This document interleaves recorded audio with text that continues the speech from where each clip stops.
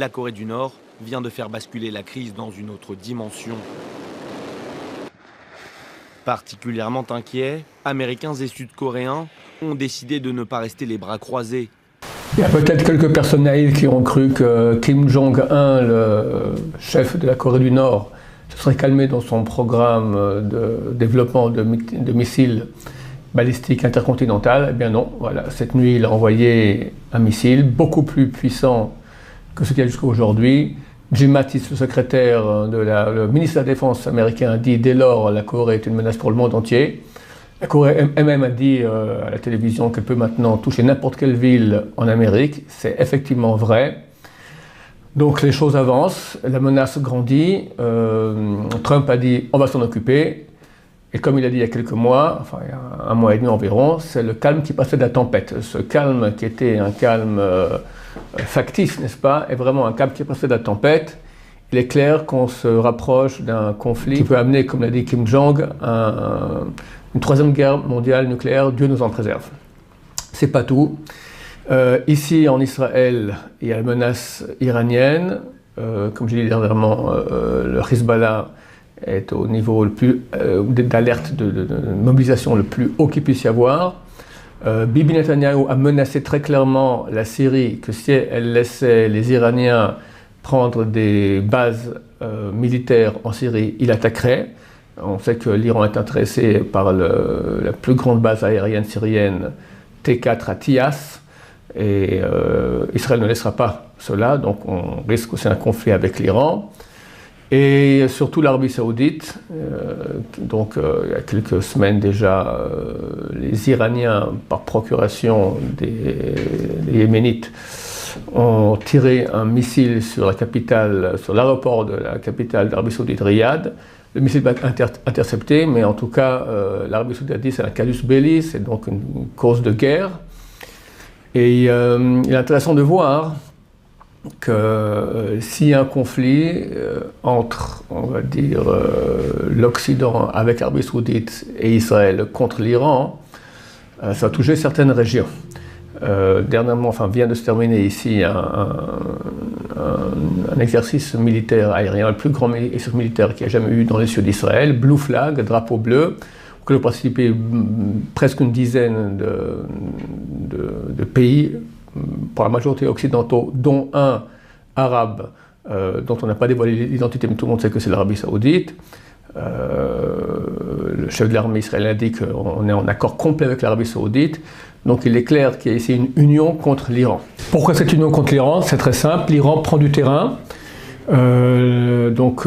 L'islam est partagé entre deux grands pôles, les chiites et les sunnites. L'Arabie Saoudite, c'est un peu la capitale, le pays phare du monde sunnite.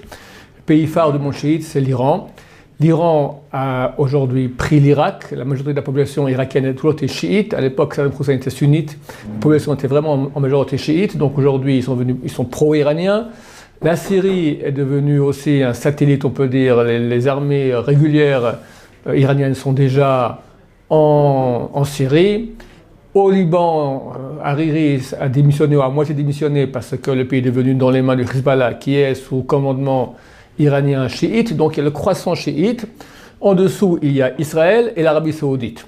Israël, Baruch Hashem, on va se défendre, mais l'Arabie Saoudite est un pays extrêmement riche, extrêmement vulnérable. Et donc l'Arabie Saoudite a extrêmement peur d'être attaquée. Il est clair que l'Iran lorgne sur ce pays ennemi, d'accord, sunnite. La haine qu'ils ont entre eux est plus grande que la haine qu'ils ont des Juifs, en tout cas du côté sunnite. L'Arabie Saoudite, qui ne nous aimait pas, qui a un temps financé les attentats ici en Israël, aujourd'hui elle est amie, on peut dire, avec Israël, contre leur ennemi, notre ennemi commun, l'Iran. Maintenant, il y a de fortes chances que l'Iran, un beau jour, donc si vous voyez un peu la carte, il y a l'Iran, il y a une petite partie de terre irakienne et l'Arabie Saoudite et le Koweït. Donc il est très facile pour l'Iran de traverser la petite bande de terre irakienne, se retrouver en Arabie Saoudite. Je ne suis pas prophète, je ne sais pas si cela va se réaliser. En tout cas, regardons ce que disent nos textes. Un des plus grands prophètes juifs, Isaïe, dans le chapitre 63, début chapitre 63, parle d'une guerre terrible qui aurait à Basra. Bassora en français, Basra en hébreu. C'est donc la deuxième ville d'Irak qui se trouve en fait, entre l'Iran et l'Arabie Saoudite. Si vous prenez la carte, vous voyez que l'Irak est un grand pays, mais en arrivant vers le golfe Persique, la frontière irakienne va en s'amenuisant. Et en fait, entre l'Iran et le Koweït, il y a un moment même plus que 12 km de large, et à hauteur de Bassora, environ 50 km de large. Ça veut dire que si maintenant l'Iran veut conquérir le Koweït, ou même l'Arabie Saoudite, il passe par Bassora. Il est clair que l'Amérique ne va pas accepter que l'Iran conquisse le Koweït ou l'Arabie Saoudite, donc ils vont certainement attaquer. Et comme il est écrit dans le traité Yoma, page 10, qu'à la fin des temps, il y aura une grande guerre entre l'Iran et Édom, l'Occident. Donc ces choses sont extrêmement proches. Et le prophète dit que Dieu vient de Bassora, il vient comme ça de Édom et de Bassora. Donc on parle maintenant de l'Occident et de cette ville-là irakienne qui est à la frontière entre l'Iran et l'Arabie Saoudite. Et il vient ses habits rougis de sang. On demande qu'est-ce que c'est, pourquoi tes habits sont rouges ainsi. Il dit parce que il y a eu une guerre terrible là-bas et le sang de toutes les personnes qui sont mortes là-bas a rejailli sur mes habits. Et c'est écrit dans le premier verset de cette prophétie que Dieu vient annoncer la Géoula. Rav Loshi vient annoncer. Donc nous pensons que nous sommes très très proches de Géoula. Tout événement nous montre en tout cas que nous sommes devant des événements grandioses.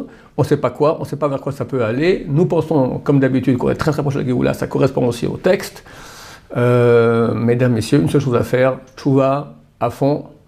Si on a de la chance, peut-être que ces conflits seront à Hanouka. Hanouka, il y a une grande lumière spirituelle qui descend, celle de guerre, de la réussite des guerres antiques, qui revient actuellement pour une grande protection de l'âme Israël, de tous ceux qui veulent le bien, contre le terrorisme mondial, contre le mal. En espérant, Béat Hashem, que les choses nous amènent rapidement à la Géoula. C'est marqué qu'à Pessah, au mois de Nissan, on a été sauvés. Au mois de Nissan, on s'est sauvés, donc bientôt on y est. Il se peut que les choses vont avancer dans ce sens-là. En tout cas, pour nous, on ne sait pas quand viendra la Géoula, mais c'est proche, c'est clair. Il faut continuer à faire tchouva, faire tchouva aux autres, prier Hachem, beaucoup. Commençons à prier déjà maintenant, inutile d'attendre qu'on ait des missiles qui nous tombent sur la tête. Ça va être très rapide, on n'a même pas le temps de prier, c'est maintenant qu'il faut prier. Hachem, protège ton peuple, protège tous ceux qui veulent le bien dans le monde. Amen Géoula Berachamim, en miséricorde, sans effusion de sang, sans chimique, sans bactériologique, sans nucléaire. Et que si jamais, Chas Shalom, à Dieu ne plaît, ces choses-là doivent avoir lieu, que nous soyons sauvés, que tous les hommes, les êtres humains qui veulent le bien, qui veulent le dévoilement de Dieu et veulent la fin du mal, soient sauvés. Il faut prier beaucoup, beaucoup, beaucoup. Dieu écoute les prières, il veut qu'on prie. Si nous montre tout cela, c'est pas pour on reste comme ça, les bras croisés, en regardant, ah, intéressant, qu'est-ce qui va se passer, ou même être angoissé. J'ai des personnes qui sont angoissées, ça n'a rien d'angoissé. Il faut faire tchouva, il faut prier, et il est clair, tous ceux qui feront tchouva et prieront seront sauvés, il n'y a aucun doute là-dessus. C'est écrit d'ailleurs très très clairement, à la fin du chapitre 3 de Yoël, que Dieu sauvera tous ceux qui vont l'appeler. Que nous fassions partie de ces gens-là, en commençant à prier tout de suite pour Am Israël, pour tout le bien de l'humanité. Amen.